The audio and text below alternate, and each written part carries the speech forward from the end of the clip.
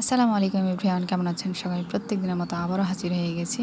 তো এই তো আমার খাঁচার দেখতে পাচ্ছেন, তো আমার টাইটেল এবং থাম্বনেল দেখে বুঝতেই পারছেন যে আসলে আমি কী বিষয়ে কথা বলছি।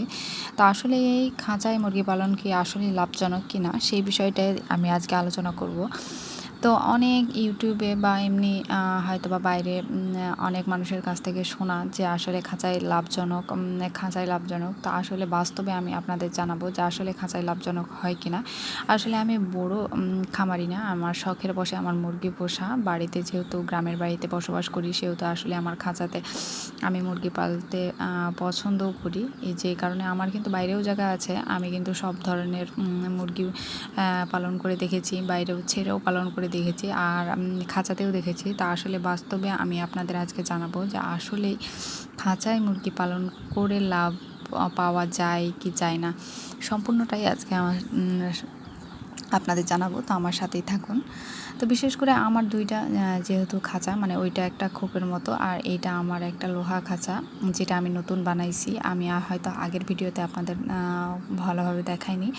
তো যাক, এখানে আমি কিছু আমার মুরগি রাখছি। এই সাইডে আমার 6টা বা ওই সাইডে আমার 6টা 7টা করে উপরের খাঁচা থেকে আমি নিচের খাঁচায় পার করে নিয়েছি। আর এই খাঁচাটা কিন্তু আমার বিশাল খাঁচা, যেগুলোতে আমার বড় মুরগিও অনেক বড় মুরগি রাখা যাবে। তো এখানে আমার যেহেতু ছোট মুরগিগুলো আছে, যে কারণে একটু সমস্যা হচ্ছে। আর এখানে বড়গুলো আছে, আর বড়গুলো এখানে জায়গা হচ্ছে না, যে কারণে আমি পার করে নিব ওই খাঁচাতে। তো আসলে মেন কথায় আসা যাক যে আসলে এই খাঁচাতে মুরগি পালন লাভজনক কিনা। তো আসলে যেটা সত্যি কথা বলতে, খাঁচায় মুরগি পালন করা অনেক সুবিধা। বিশেষ করে কেন সুবিধা, যেটা হলো খাঁচায় মুরগি পাললে আপনার একটাও বাচ্চা মারা যাবে না। বাচ্চাগুলো সতেজ এবং ভালো থাকবে, ডানা পাখনা বা রোগবালাইও কম হবে। বিশেষ করে আমি আমার অভিজ্ঞতা থেকে বলছি যে আসলে খাঁচাতে মুরগি পালন আসলেই মানে উপযুক্ত একটা জায়গা, যেটা বলা যায়। কারণ আমি যখন যখন আমি মুরগিগুলো করি, তখন আমার এতগুলো মুরগি কখনোই হয়নি, বা আমি করতে পারিনি কখনোই। মানে আমার হয় নাই, বলা যায় যে আমার হয় না, বাচ্চাও হয় না, আবার বাচ্চা থেকে বড় হয় না। তো মাশাল্লাহ মাশাল্লাহ বলবেন সবাই, কারণ আমার এইবার খাঁচাতে আমি পালন করার পর আমার অনেকগুলোই মুরগি হয়েছে মাশাল্লাহ, যেগুলো আপনারা দেখতেই পাচ্ছেন যে আসলে মুরগিগুলো কী সুন্দর হয়েছে। আমার কিন্তু এইরকম মুরগি মানে আমি যখন ছেড়ে পালন করি তখন আমার এরকম মুরগি হয় না। কারণ এখানে শিয়াল, কুকুর, বিজি থেকে নিয়ে বিড়াল, আপনার যত প্রকার জিনিস আছে সবগুলোই কিন্তু মানে ধরে খেয়ে ফেলে। ছোট থেকে নিয়ে মনে করেন বড় হতেই পারে না, এরকম অবস্থায় খেয়ে ফেলে।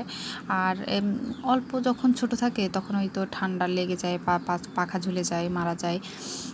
আর বড় হতে হতেই তো শিয়াল, কুকুর, বিজি দেখে খেয়ে ফেলে, যে কারণে আমার হয় না। তো আজ এইবার আমি এই পদ্ধতিটা ব্যবহার করে দেখলাম যে আসলে খাঁচাতে আমি ছোট থেকেই বড় করে দেখব যে আসলে আমি কতটুকু লাভবান হই।